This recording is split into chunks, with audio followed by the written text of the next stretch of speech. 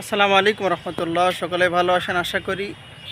তো আমি আসছি ঝিনাইদহ আলিয়া মাদ্রাসাতে পরীক্ষা দিতে। এখানে মাদ্রাসার পাশেই হলো গোরস্থান, ঝিনাইদহ কেন্দ্রীয় গোরস্থান। গোরস্থানটা আপনাদের দেখাবো। আসলে এখানে আমাদের সকলকেই একদিন চলে যেতে হবে।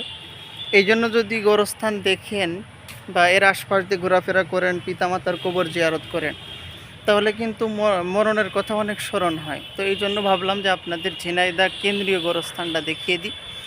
ওই যে পিছনে যে বিল্ডিং দেখছেন, ওই গেটের ওই পাশেই কিন্তু আলিয়া মাদ্রাসা, ওখানে পরীক্ষা হয়। তো আমরা পিছন সাইডে চলে যাই।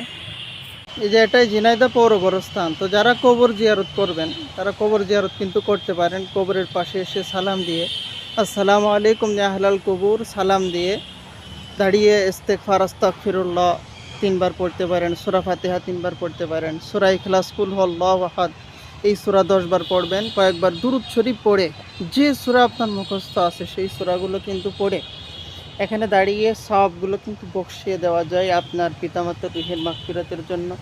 এমনকি খতম পড়া থাকলেও কিন্তু ও রুহের মাগফিরাতের উদ্দেশ্যে কিন্তু বকশিয়ে দেওয়া যায়। তো এটাই হলো ঝিনাইদহ কেন্দ্রীয় গোরস্থান। আপনারা এতক্ষণ ভিডিও জুড়ে দেখছিলেন। কবর জিয়ারত আপনারা করবেন, কারণ পিতামাতার কবরের পাশে স্বয়ং আমাদের নবী সাল্লাল্লাহু আলাইহি সাল্লাম কিন্তু গিয়েছিলেন। তিনার স্ত্রীর কবর কিন্তু রাত্রে একা একা জিয়ারত করত। অনেক ঘটনা কিন্তু আমরা জানি। এই ঝিনাইদহ কেন্দ্রীয় গোরস্থান অনেক বড় গোরস্থান।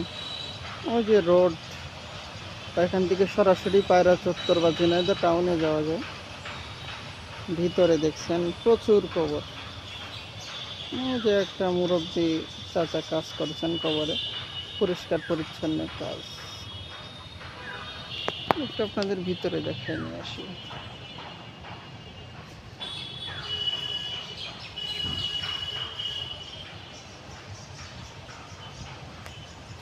অনেকগুলো কবর, পাকা কবর অনেক রয়েছে। যে এখান থেকে প্রবেশ করা যায়, সিসি ক্যামেরা রয়েছে। ওই পাশে আর একটা গেট। ওই যে প্রাচীর, ওই পর্যন্ত কিন্তু ঝিনাইদহ গোরস্থানের এরিয়া আর কি।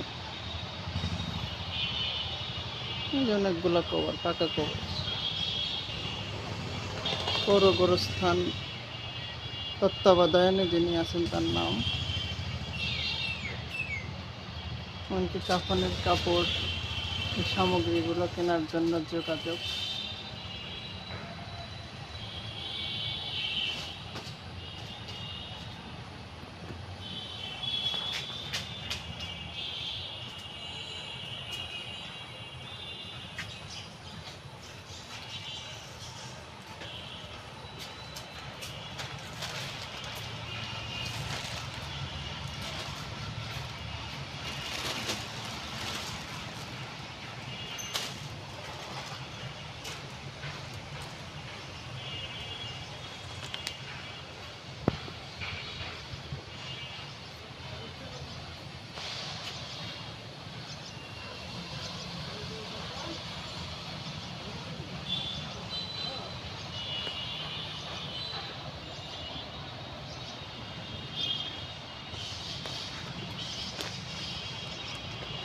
কবর জিয়ারত করার কিন্তু কিছু নিয়ম নীতি আছে।